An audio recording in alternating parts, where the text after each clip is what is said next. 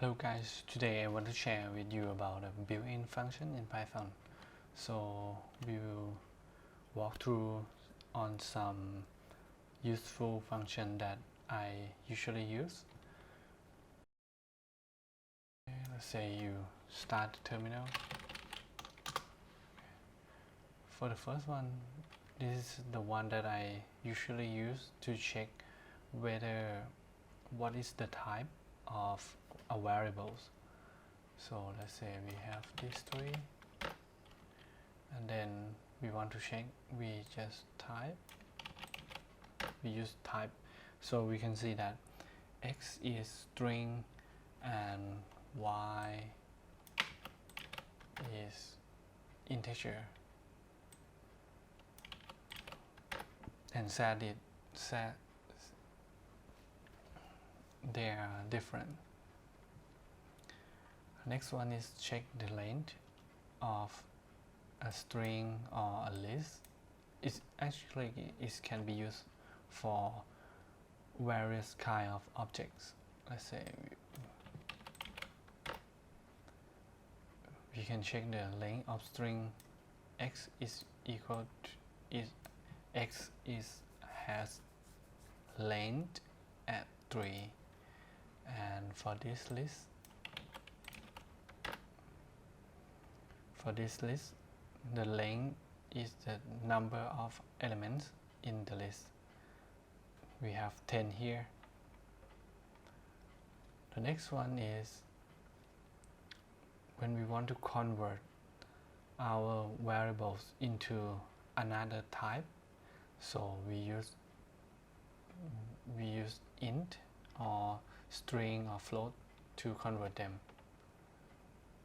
Let's say we have x is a string and we want to check that we know it's string, and then we convert it to int. So now you can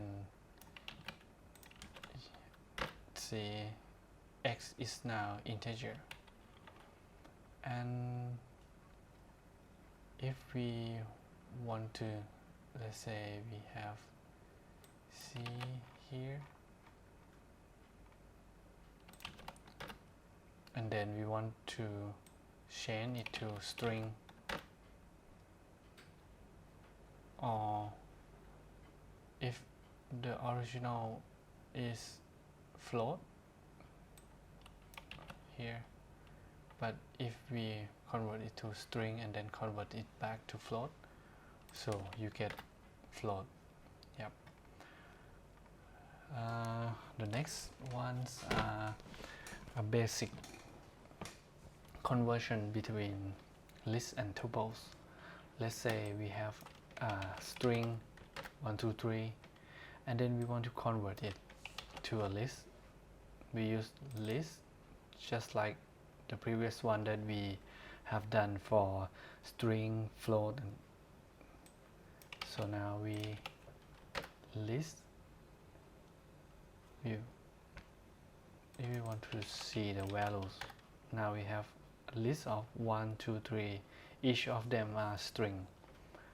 And then if we want to convert to tuples, so now there are tuples 1 2 3, of them are string. The next one is dictionary. Dictionary is very useful and is pretty fast compared to traditional list. So let's say we have these dictionaries. Okay, this is our dictionary. A is the key and 1 is the value of this key. So if you want to create a dictionary, you can do it this way as well. This is the first way. The second way is to do it like this. You can see the results are the same, it's just different method to use. And for a list that we have, if we want it to become a dictionary. So we use dictionary. So you can see now it's become a dictionary. So if you have multiples iterables, like a list, multiple lists, like list A and list B, and you want to have dictionary like A pair with 1, B with 2, and C with test, so you can do it like this.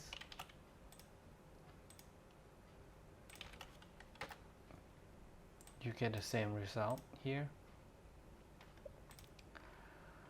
The next one is zip. Is actually I already show you how to do that here, but when we want to add more lists, we can do it as well. So here we have three lists, the first one, second one, and the third one, and then we pass them into zip, and then we output them as a list. So this is the result. Next one is min, max, and sum. Let's say you have an array like a list of numbers, and you want to get min, max, or sum. This is the fastest way to get the number.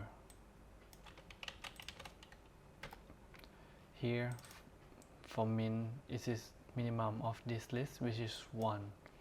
Maximum is 10, and sum is 55. Next one is iterate and next. So let's say we have a list, we want to iterate over it, and we want to get each of them one by one. So we have this. For the first, for now, our values is a iterated object. So if we want to get a number, we do it like this. We use the keyword next, and then we next again, and then we next again. So since we have only 3, if we use next for the 4th time, it will be errors. This is sample for writing a content to a file. Let's say you want to write some message to a file. You can open it with the write mode and then write your message here. Okay.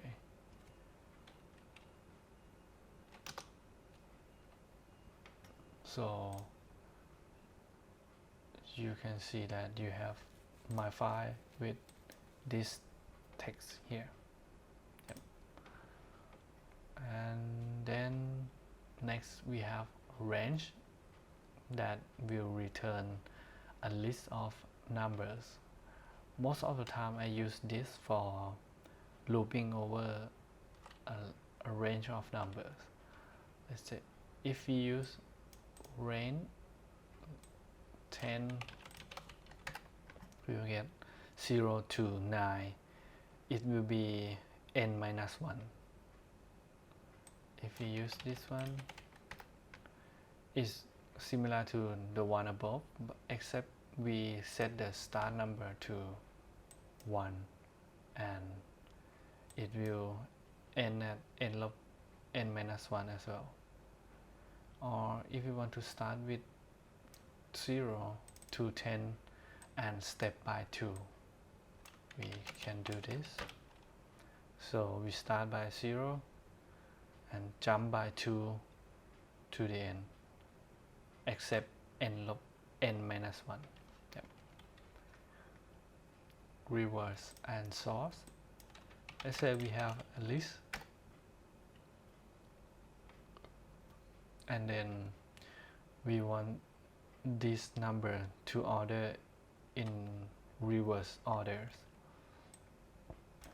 So we use this one here. If we want to sort it,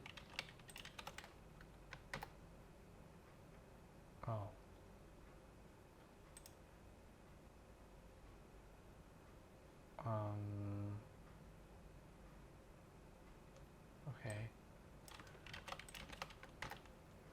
and then we sort it. Now we get it back. Next one is round. Let's say we have float number here, but we want only single digit like 1.2 or 1.3. So we use round. This is the input and this is the digit that we want.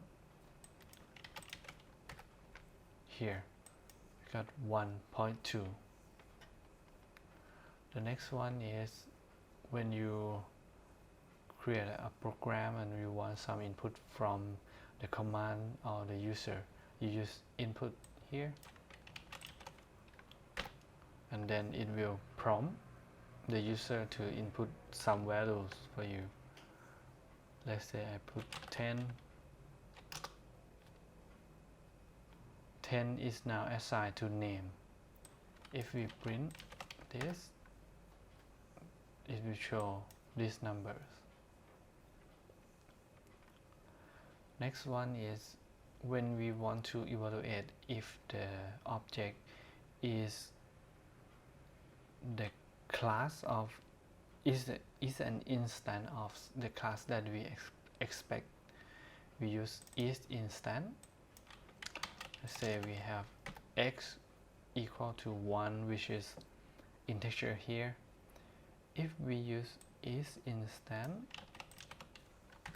it will return true because this is int. If we use string, it will return false. This method can be used with any kind of class that you want to evaluate. Next one is filter and map. For map and filter, there are some small difference. Map is it will apply given function to the iterables, while filters will return the iterators from input elements with. Okay, let's create our tool function. Okay, now we have our function, and then we have an input list. If we use map, we pass the function and our list.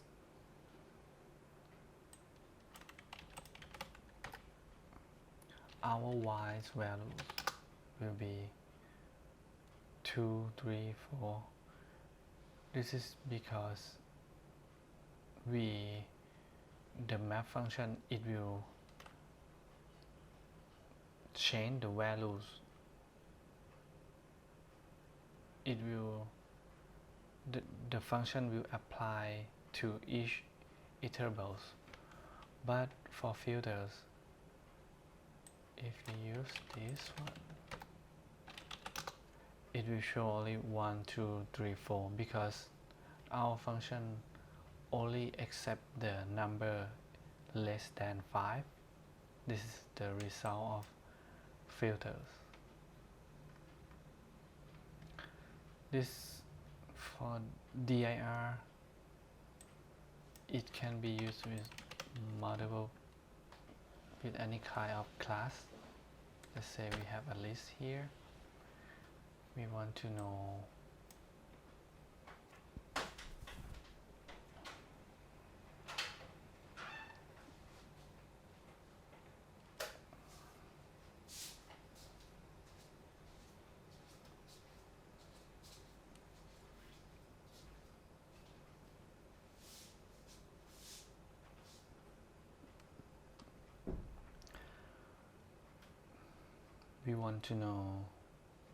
what are the possible, what are callable or possible method that we can use with this one. We use dir and we can see here there are the list of attributes or method that we can call. For examples, we have len. We can use this one, or we can